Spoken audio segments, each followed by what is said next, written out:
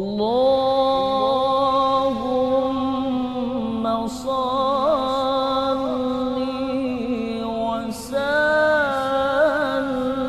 ala nuril anwar. Bismillahirrahmanirrahim. Assalamualaikum warahmatullahi wabarakatuh. Innal hamdalillah salatu wassalamu ala Rasulillah la haula wala quwata illa billah. Allahumma shalli ala sayyidina wa habibina wa syafiina wa maulana Muhammad salli wa sallim radhiyallahu ta'ala an kulli sahabati Rasulillah ajma'in, amma ba'du. Hadirin yang dimuliakan Allah, pada kesempatan yang singkat ini kita ingin mengulas tentang akhlak berpolitik atau etika dalam politik Islam dalam negara yang demokrasi.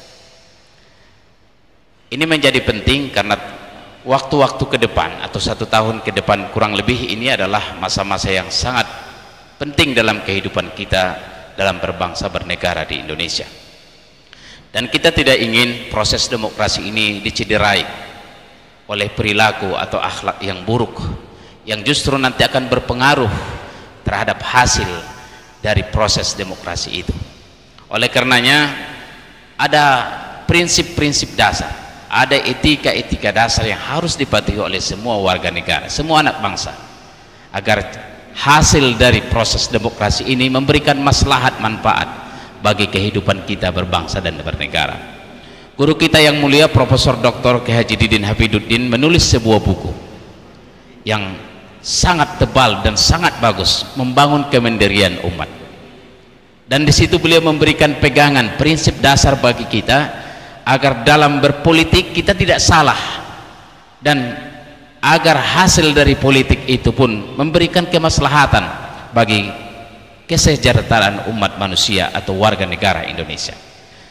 Prinsip yang pertama atau akhlak yang pertama yang harus disadari oleh warga negara, para elit politik di seluruh penjuru negeri ini adalah yang pertama, bahwa tujuan hidup kita sebagai muslim itu adalah beribadah.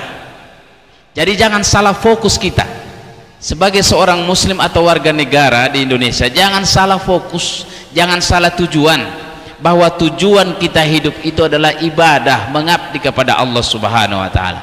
Ini disampaikan dalam Al-Qur'an surah Az-Zariyat ayat 56, "Wa ma khalaqatul jinna wal insa illa liya'budun." Dan tidaklah kami ciptakan jin dan manusia kecuali hanya beribadah kepada Allah. Ini artinya apa? Kata beliau, seluruh aktivitas kehidupan kita, mulai kita bangun tidur sampai tidur kembali, bagi seorang muslim adalah ibadah, mengabdi kepada Allah. Oleh karenanya tidak boleh ada satu aktivitas kegiatan yang kita lakukan dan itu bertentangan dengan pengabdian ketaatan kita kepada Allah. Kita pastikan bahwa hari demi hari, detik demi detik, satu aktivitas ke aktivitas yang lain semuanya bernilai ibadah di hadapan Allah Subhanahu wa taala. Ini prinsip yang pertama. Yang kedua, kata beliau, adalah bagi seorang muslim politik itu adalah dakwah. Kita harus menjauhkan asumsi, pandangan atau statement yang mengatakan bagi seorang muslim jauhi politik, politik itu kotor, politik itu nista, orang muslim tidak boleh berpolitik, nanti rusak keislamannya.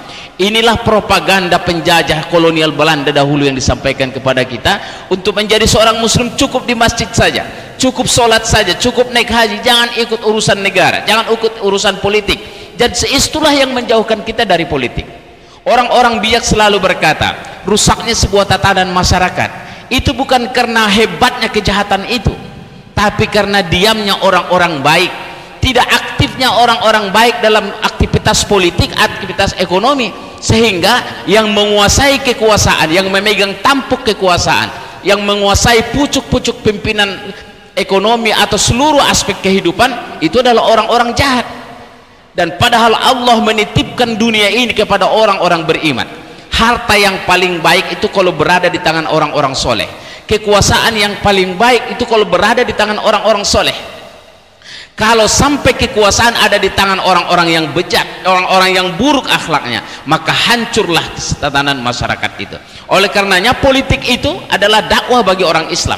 Maka jangan sampai kita jauh dari politik ini, justru kita harus maju ikut. Yang memang berbakat jadi anggota DPR, majulah orang-orang soleh, majulah orang-orang baik. Yang tidak punya bakat politik praktis, kita dukung orang-orang soleh agar maju dan duduk di lembaga-lembaga legislatif. Ini kewajiban kita.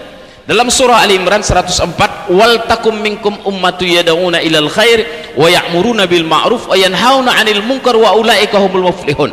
Mestilah ada sekelompok dari umat Islam yang turun tangan menyeru kepada kebajikan dan melarang kepada kemungkaran. Jangan sampai kita diam. Guru kita Profesor Ustadz Abdul Somad selalu bilang, tanda tangan itu bermakna. 1000 ulama itu tidak lebih hebat kekuasaannya daripada seorang pejabat negara. Itu apa? Otoritas kewenangan itu berharga sekali. Oleh karenanya otoritas kepemimpinan harus kita ambil, harus kita rebut, harus kita dapatkan, supaya yang berkuasa itu adalah orang-orang soleh yang taat kepada Allah, yang mencintai Rasulullah, berpihak kepada kebenaran dan berpihak kepada orang-orang lemah. Dan yang ketiga, yang terakhir yang harus kita ingatkan pada kesempatan ini adalah menghormati perbedaan dalam pilihan kita berpolitik. Itu sesuatu yang wajar. Tidak mungkin sama pilihan kita. Kita semua punya argumentasi yang berbeda. Sama dengan ibadah dalam sholat, kita juga berbeda fahamnya, berbeda fikihnya. Ada mazhab yang 4 yang berbeda, tapi ini harus saling menghargai. Apalagi dalam politik praktis, pilihan kita berbeda-beda. Tidak mengapa umat Islam ada di berbagai politik, dan itu salurannya. Yang tidak boleh adalah saling menghina, saling menghujat, saling menjatuhkan. Kalau ini terjadi, maka sebenarnya kita sedang merusak diri kita dan masyarakat kita.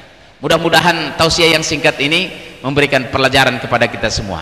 Apapun yang kita lakukan adalah dakwah, dan itu dakwah adalah ibadah kepada Allah Subhanahu wa taala. Majulah kita sesuai dengan bidang masing-masing.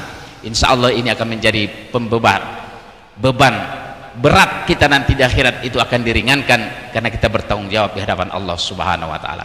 Terima kasih. Hadanallahu yakum ajma'in wa lafu minkum. Assalamualaikum warahmatullahi wabarakatuh.